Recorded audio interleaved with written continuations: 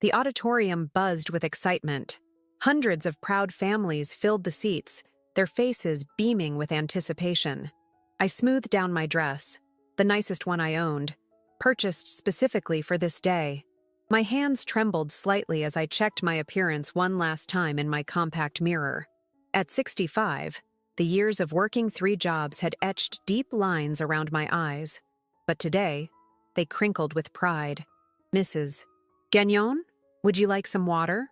asked the young usher, noticing my nervousness. "No, thank you, dear.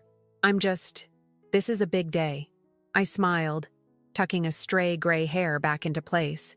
28 years of sacrifice had led to this moment. When Oliver was born, I promised myself that he would have opportunities I never had.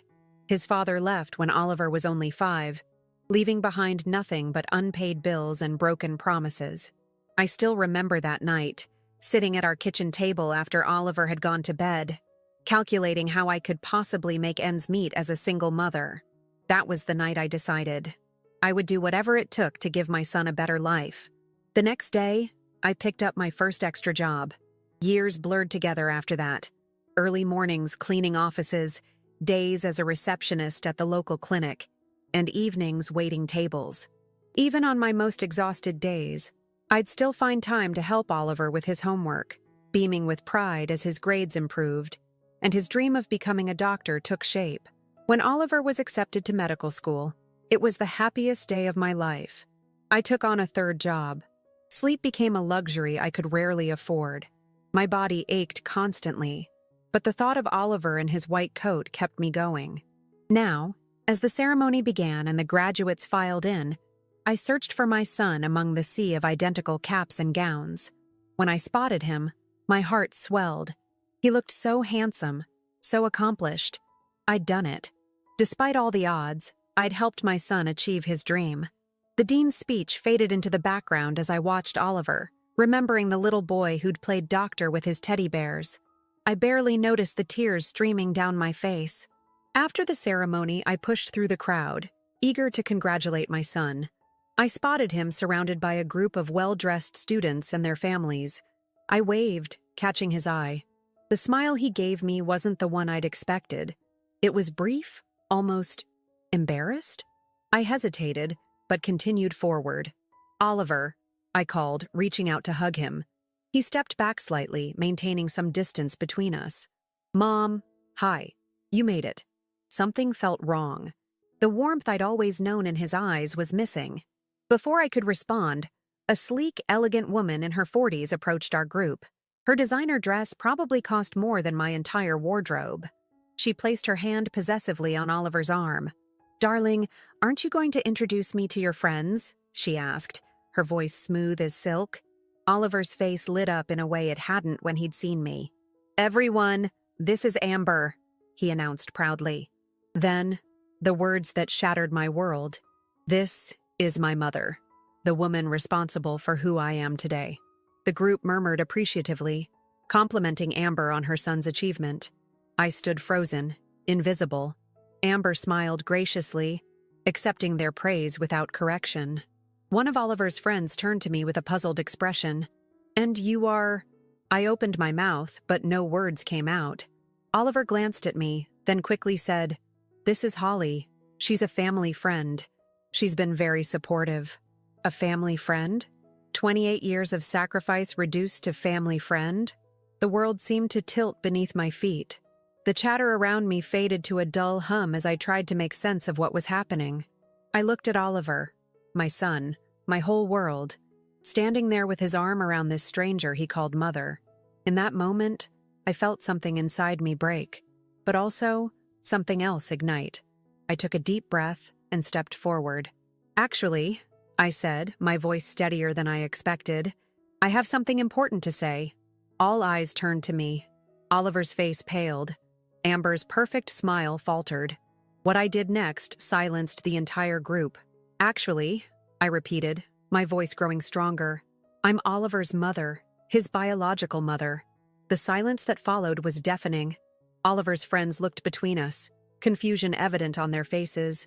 Amber's perfectly manicured hand fell from my son's arm. "Holly," Oliver said through gritted teeth, Perhaps we should discuss this privately. I think we're well past privacy, don't you? I replied, surprised by my own boldness. For 28 years, I've been washing dishes and scrubbing floors to put you through school. I've worked 3 jobs since you were accepted to medical school. My hands are rough and my back is bent, but I made sure you never went without. I turned to the group. I'm not looking for sympathy, but I won't be erased. Not today, not after everything. Amber cleared her throat. Oliver has been living with his father and me since he was 17. We've supported him through college and medical school. Supported him? I couldn't help but laugh, though there was no humor in it. With what? The money I sent every month? The loans I'm still paying off? A flash of something, guilt perhaps, crossed Oliver's face. His friends shifted uncomfortably. Mom, please, Oliver whispered. Amber's husband, my stepfather, paid for my undergraduate degree. They've helped me, and I'm grateful for that, I said sincerely. But that doesn't erase the 17 years before that. The nights I held you when you were sick. The baseball games I never missed, even when I had to leave straight from one job to get there. The science projects we built together on our kitchen table. I reached into my worn purse and pulled out a small folded piece of paper. Do you remember this? You drew it when you were 9. Oliver's eyes widened as I unfolded the crayon drawing of a stick figure in a doctor's coat.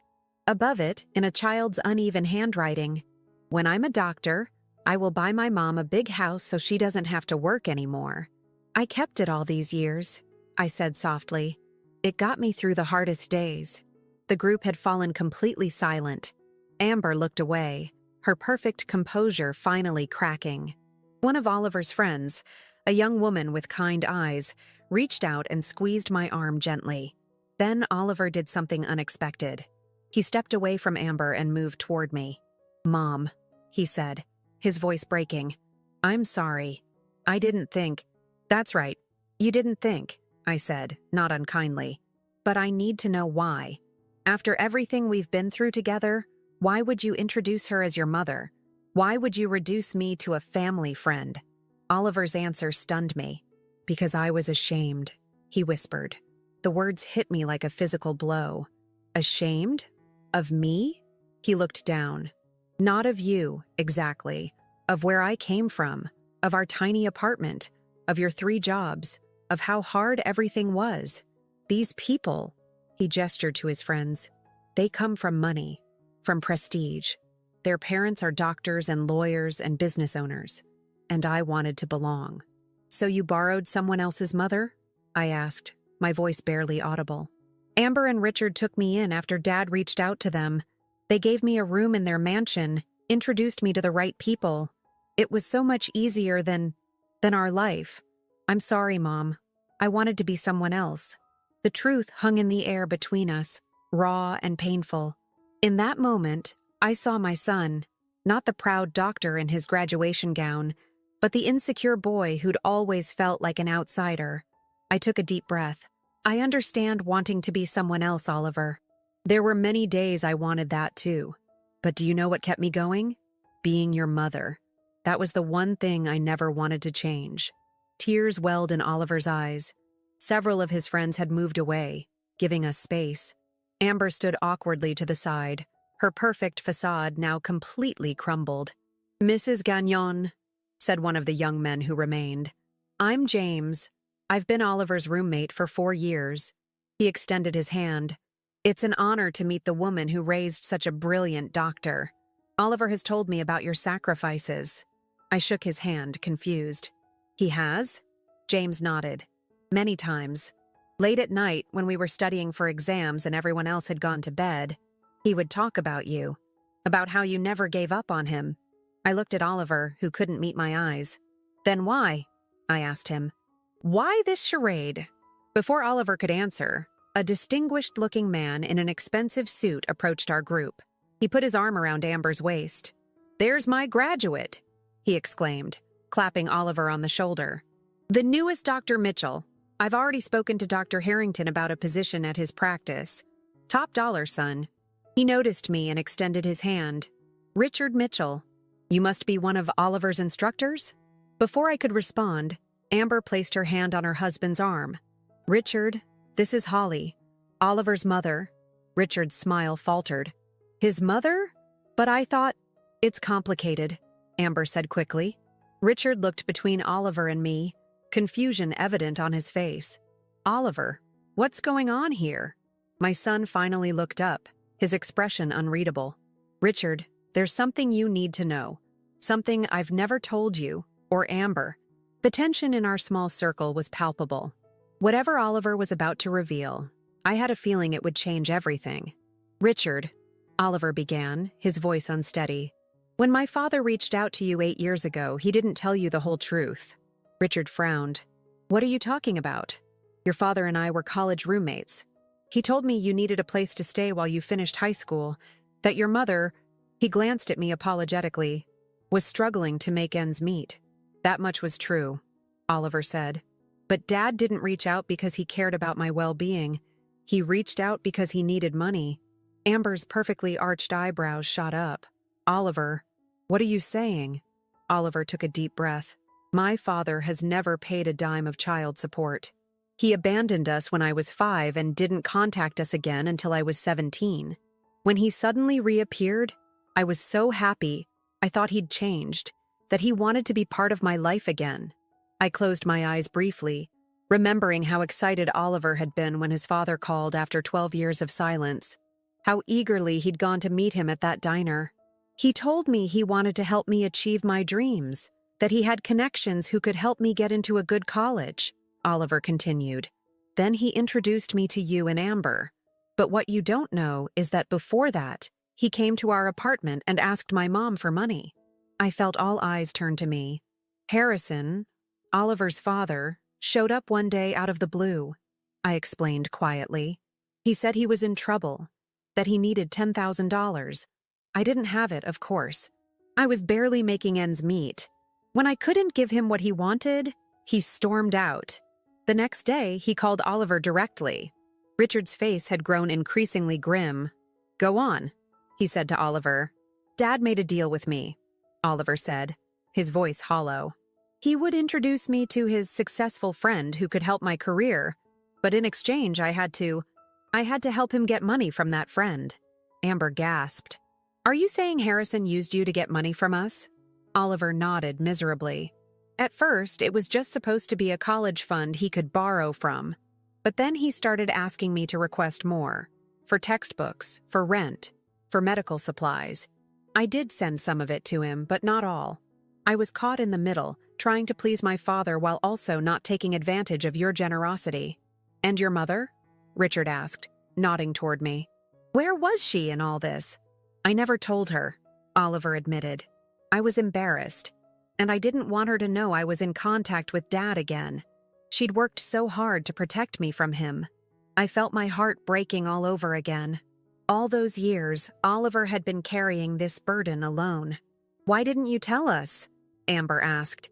We would have helped you without Harrison's manipulation. Because by the time I realized what was happening, I was in too deep, Oliver said. And then I started to enjoy the life you offered. The nice house, the connections, the ease of it all. It was so different from what I'd known. I convinced myself that it was okay, that I deserved it after all the years of struggle. He turned to me, tears streaming down his face. And I started to resent you, Mom. Not because you did anything wrong, but because you reminded me of everything I was trying to escape. The poverty, the struggle, the feeling of never quite measuring up. His words cut deep, but there was a truth in them I couldn't deny. When did you last have contact with your father? Richard asked, his lawyer's mind clearly piecing things together. 3 months ago, Oliver answered. He called asking for more money, said he had gambling debts. When I refused, he threatened to tell you everything.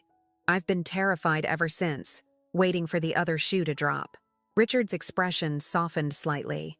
Oliver, you're not the first young person to be manipulated by someone who should have protected you. But the deception has gone on long enough. He turned to Amber. We need to talk privately. Amber nodded, her usually confident demeanor subdued. She looked at me with a mix of emotions I couldn't quite read. Holly, I never meant to. I didn't know. It's not your fault, I said. surprising myself with how much I meant it. You've been good to my son. That's what matters to me. As Richard and Amber stepped away to talk, I was left alone with Oliver. The graduation celebration continued around us, but we stood in our own bubble of painful truths. I don't know what to say, Oliver whispered. I've made such a mess of everything. Why didn't you come to me? I asked, the question that had been burning inside me. All these years, carrying this alone, I was protecting you, he said. At least that's what I told myself. But I think I was really protecting the image of myself I was trying to create. The successful doctor from a respectable family, not the kid whose mom cleaned houses to make rent. I reached out and took his hand. It was still the same hand I'd held crossing streets, bandaged after falls, and finally, shakily, watched sign medical school application forms. Oliver, do you know what I see when I look at you in that graduation gown? I see the most incredible success story. A young man who beat every odd stacked against him, who worked himself to the bone, just like his mother, to create a better life. But I lied, he said. I betrayed you. I used Richard and Amber. Yes, I acknowledged. You made mistakes, big ones. But today isn't the end of your story. It's just a chapter. What matters is what you do next. Oliver looked over to where Richard and Amber were deep in conversation. I think I've just lost the only other family I had, he said quietly. I followed his gaze and saw Richard nod firmly as Amber wiped away a tear. They began walking back toward us, their expressions resolute. Whatever happens, I told my son, you haven't lost me. You never will. Richard reached us first, his face serious, but not angry. Oliver, he said, Amber and I have made a decision. My son straightened his shoulders, preparing for the worst. I understand. I've betrayed your trust, and I accept whatever. We want you both to come to dinner tomorrow night. Richard interrupted. There's a lot we need to discuss, and some changes that need to be made. But the most important thing is that we clear the air and move forward honestly. Oliver stared at him in disbelief. You're not cutting me off? No, Amber said, stepping forward. But we are going to have a very frank conversation about everything, including your father's involvement. And Holly, she turned to me, genuine remorse in her eyes. We owe you an apology. We've unwittingly been part of causing you pain, and that was never our intention. I nodded, too overwhelmed to speak. For now, Richard continued, I think this young man needs to have a long overdue honest conversation with his mother. We'll see you both tomorrow at 7.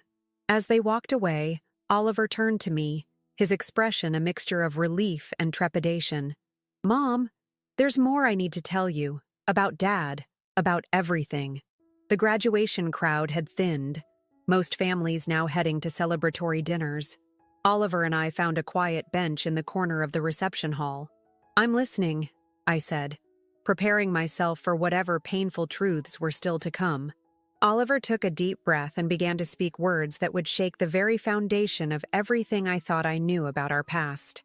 Mom, Oliver began, his hands clasped tightly in his lap. There's something I've never told you about the night Dad left. I tensed. That night had been the dividing line in our lives, before and after Harrison's abandonment. I'd spent years trying to shield Oliver from the worst of it, but clearly there was something I'd missed. I was supposed to be asleep, he continued, but I heard you two arguing. I crept down the hallway and watched through the banister rails. I closed my eyes briefly, remembering that terrible fight. Harrison had emptied our bank account. Again. When confronted, he'd raged, calling me controlling, nagging, impossible to live with. Dad was shouting that you were holding him back, that he could have been successful if it weren't for us, Oliver said. And then he saw me watching. You didn't notice, but he did. My heart caught. What happened? After you went to the kitchen, he came over to me. He knelt down and said, Your mother is the reason we're poor, Davy. Remember that. She's going to keep you down just like she did to me. One day, when you're older, I'll come back for you. We'll show her. I felt the blood drain from my face. He said that to you? You were 5 years old. Oliver nodded. Those words stayed with me, Mom. Even though I knew how hard you worked, there was always this voice in the back of my mind, Dad's voice. telling me that somehow our struggles were your fault. Is that why, when he came back into your life, I couldn't finish the thought. Part of me was still that 5-year-old desperate for his approval, Oliver admitted. When he contacted me at 17, he played on exactly that. He told me he'd made something of himself, that he could help me do the same if I got away from our life. The pain of this revelation was almost physical. All those years I'd thought I was protecting Oliver, and he'd been carrying this poison inside him. After he connected me with Richard and Amber, I saw how easy life could be. Oliver continued. Clean, comfortable, prestigious. Dad encouraged me to spend more time with them, to present myself as, well, not as your son. He said it was my chance to trade up. Trade up? I repeated, the words bitter on my tongue. His words, not mine, Oliver said quickly. But I was young and impressionable, and Richard and Amber were so different from us. They traveled internationally, knew important people, lived in a world I'd only seen in movies. Dad convinced me that this was my chance to reinvent myself. So when you started spending weekends at their house, Dad was orchestrating it all, Oliver confirmed. He told me what to say, how to act. He said if Richard and Amber saw me as part of their world, they'd invest in my future in ways you never could. I flinched, and Oliver reached for my hand. I know now how cruel that was, he said. But at 17, looking at medical school costs, I felt trapped. Richard offered to help with tuition, and I took it. I started living a double life. Their surrogate son on weekends and school breaks. Your son in between. And Richard and Amber had no idea about any of this? About your father's manipulation? Oliver shook his head. They thought they were simply mentoring a promising young student. They knew I came from humble beginnings, but I let them believe my mother, you, was unstable, that you couldn't provide a suitable environment for my studies. Each revelation was like another knife to my heart. And the money? You said your father was taking it? Not all of it, Oliver said. Richard set up a fund for my education. Dad convinced me to ask for extra, claiming it was for living expenses, research materials, professional clothes. I'd withdraw cash and give it to him whenever he showed up. How much? I asked. Over the years? Probably close to $50,000. I gasped. Oliver, that's theft. He manipulated you into stealing from people who were trying to help you. I know, he said miserably. At first, I was too afraid to refuse him. Later, I was too ashamed to admit what had been happening. And through it all, Richard and Amber treated me like their own son. They took me on vacations, introduced me to their friends, celebrated my achievements. It became easier to live in that world than to face the truth. And where does that leave us? I asked quietly. Where does that leave 28 years of sacrifice? Oliver's eyes filled with tears. When I saw you today, standing there in the dress I knew you'd saved for months to buy, all my worlds collided. The person I pretended to be for Richard and Amber couldn't exist in the same space as the son you raised. So I made a terrible choice. I chose the lie. He covered his face with his hands. The moment the words left my mouth, I hated myself for it. But I couldn't take it back without exposing everything. We sat in silence for a long moment, the weight of years of deception hanging between us. Where is your father now? I finally asked. I don't know, Oliver admitted. After I refused to give him more money, he disappeared again. His phone is disconnected. I'm afraid he might show up at the dinner tomorrow, trying to get to Richard. I straightened my shoulders. Let him try. It's time for the truth. All of it. Oliver looked at me with something like wonder. How can you be so strong? After everything I've done, everything he's done. Because that's what mothers do, I said simply. We keep going. We face whatever comes. And we never, ever give up on our children, even when they give up on us. For the first time since the ceremony, Oliver really looked at me. Not through me or past me, but at me. I never deserved you, he whispered.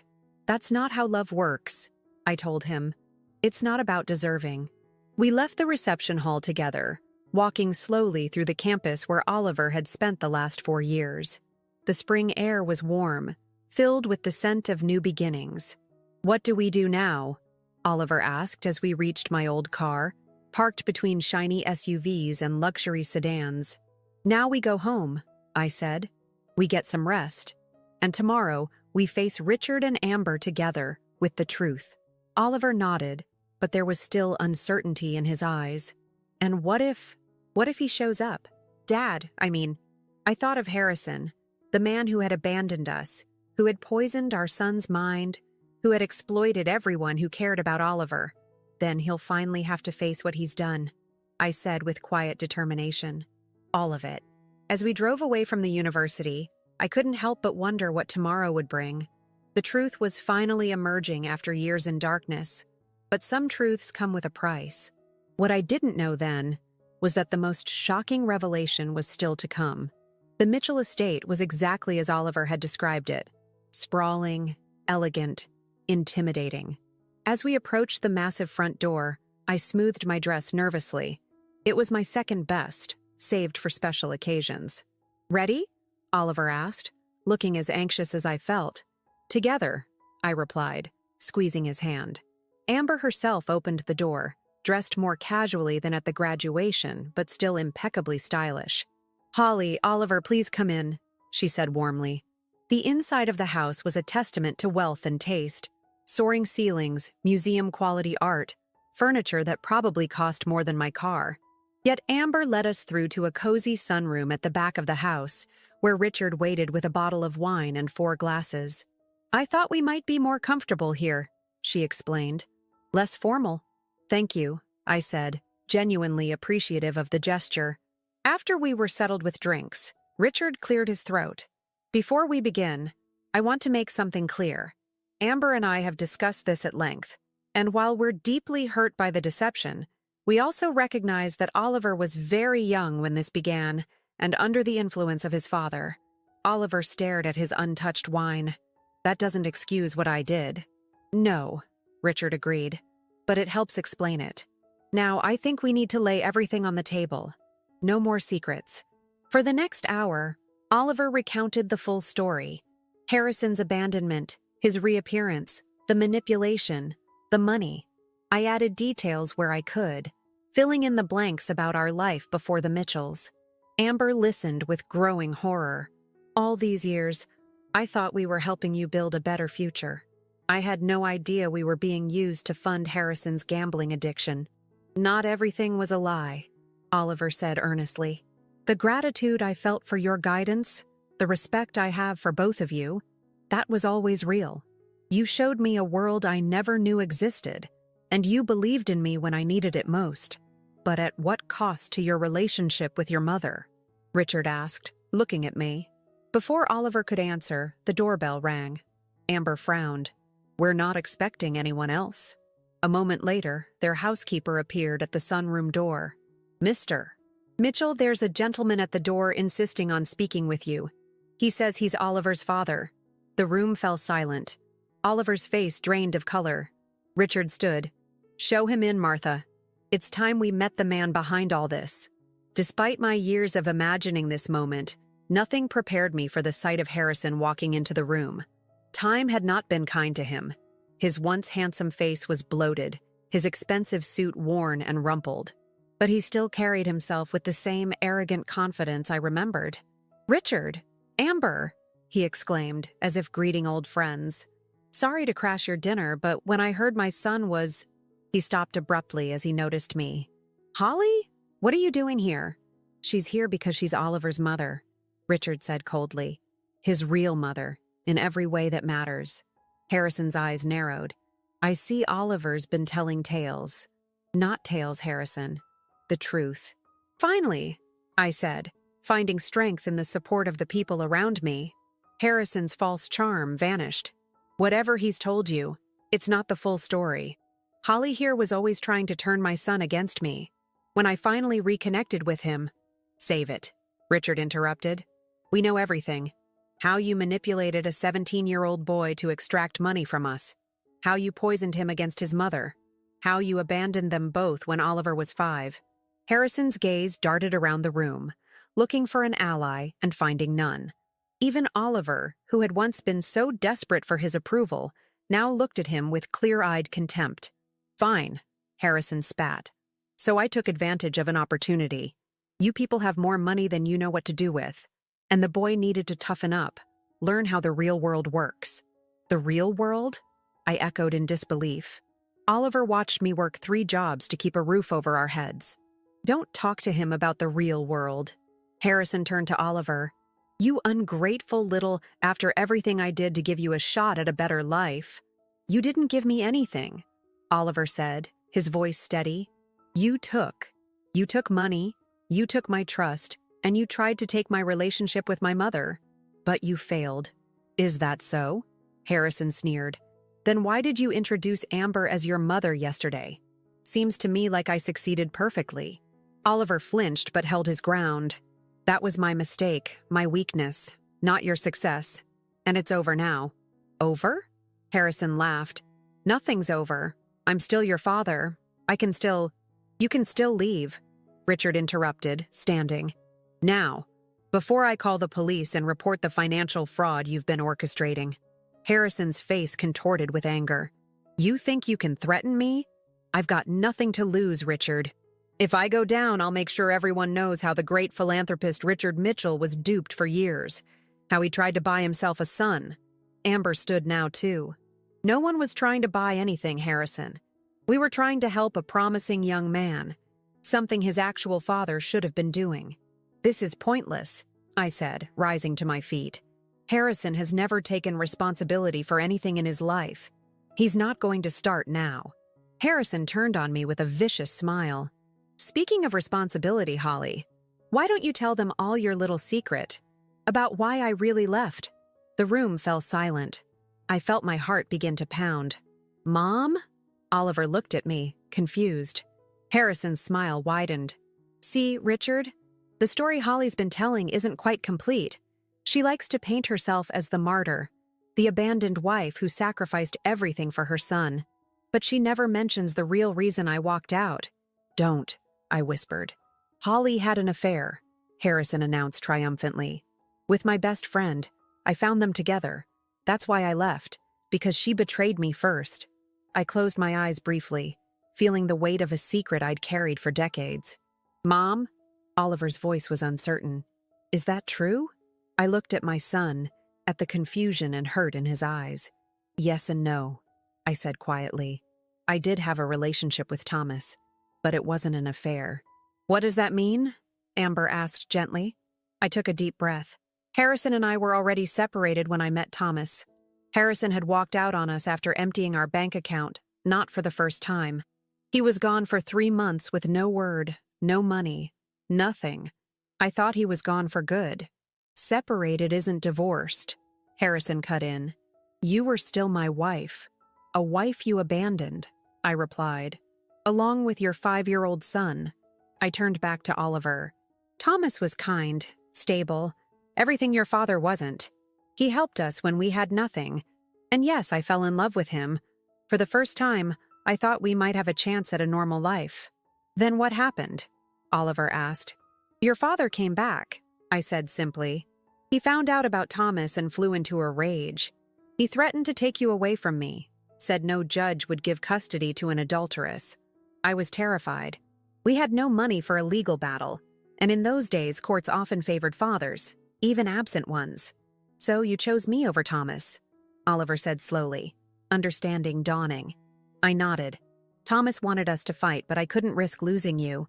So I ended things with him. And then, a week later, your father left again anyway. This time for good, or so I thought." Harrison scoffed.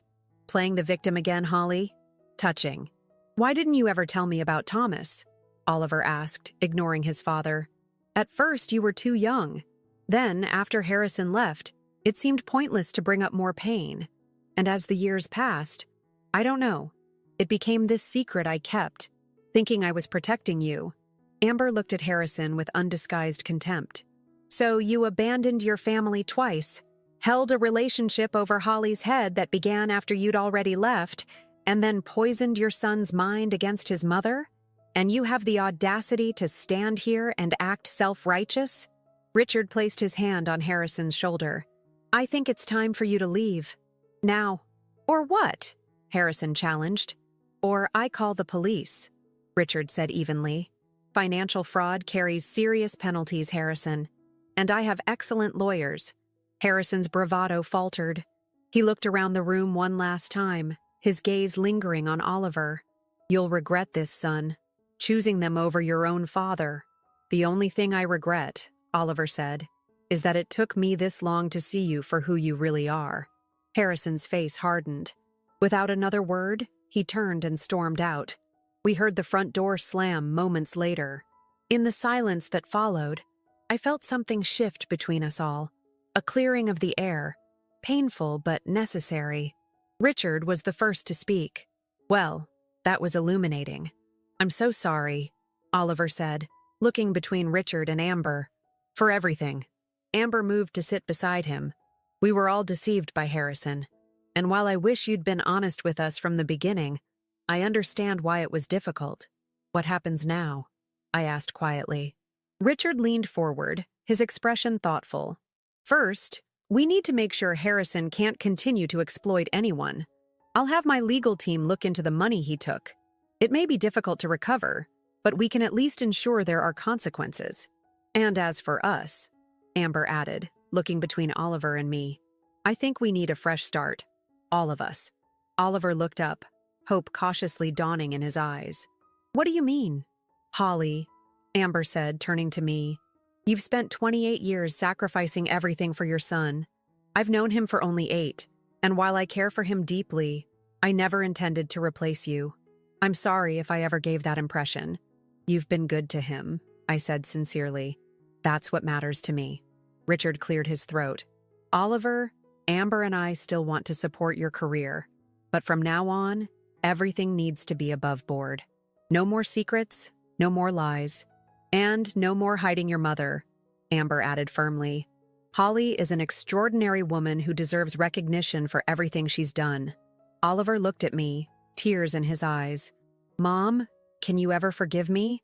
I reached for his hand. I already have. But forgiveness doesn't mean we don't have work to do. We need to rebuild what your father tried to destroy. The dinner continued late into the evening. As we talked, a new understanding began to form between us all. Richard and Amber weren't trying to replace me. They were simply people who had grown to care for my son. And in their own way, they had helped him achieve his dreams. As we were leaving, Amber pulled me aside. Holly, I have a proposition for you. I run a foundation that supports medical care in underserved communities. We need someone to coordinate our volunteer program, someone organized, hardworking, and who understands sacrifice. Would you be interested? I stared at her in shock. Me? But I don't have the qualifications. You raised a doctor while working 3 jobs, she interrupted with a smile. I'd say your qualifications are beyond impressive. Think about it, please. On the drive home, Oliver was quiet. What are you thinking? I finally asked. About Thomas, he said. Do you ever wonder what happened to him? The question caught me off guard. Sometimes, I admitted. He was a good man. We should find him, Oliver said suddenly. I'd like to meet the man who was kind to my mother when she needed it most. I glanced at my son in surprise. Really? You'd want that? Mom, I've spent too long running from who we are. I'm done with that. I want to know our whole story, the good and the bad. We drove in comfortable silence for a while. Then Oliver spoke again. At the graduation? When I introduced Amber as my mother? What were you going to do? Before everything came out? I smiled slightly. I was going to walk up, shake her hand, and say, I'm Holly Gagnon. I'm Oliver's mother. It's nice to meet you. Simple, dignified, but clear. Oliver laughed softly. That would have been perfect. I'm sorry you didn't get the chance. No, I said thoughtfully. What happened instead was better. Painful, but better. The truth finally came out. All of it. 3 months later, I stood in the lobby of Riverside Community Hospital, watching the door nervously. I'd taken Amber's job offer and found I had a talent for organizing medical volunteers. Today was a milestone, the opening of a new clinic for low-income families. The door swung open, and Oliver walked in, wearing his white coat with Dr. Oliver Gagnon embroidered on the pocket. He'd decided to use my last name professionally, a choice that had brought tears to my eyes when he announced it. "Sorry I'm late," he said, hugging me. "Is everyone here?" "Just arrived." I nodded toward the corner where Richard and Amber were chatting with the hospital administrator. As we walked toward them, I marveled at how life had changed. The truth had been painful, but it had also set us free. Harrison was facing charges for fraud. Oliver was beginning his medical career with honest relationships surrounding him. And I had found a new purpose that honored my years of sacrifice, rather than erasing them. Amber spotted us and waved. "There they are, mother and son, the powerhouse team behind today's clinic opening." As cameras flashed to capture the moment, Oliver put his arm around me and proudly announced to everyone present, "This is my mother, Holly Gagnon. Everything I am today, I owe to her." And this time, no one questioned who I was. I had spent 65 years learning that life doesn't always give you what you want. Sometimes it gives you heartbreak, betrayal, and years of struggle. But sometimes, if you're persistent enough, brave enough to face the truth, it eventually gives you something better than you ever imagined. The recognition you deserve, the truth set free, and the knowledge that your sacrifices were not in vain. In the end, that's worth more than any graduation ceremony could ever acknowledge.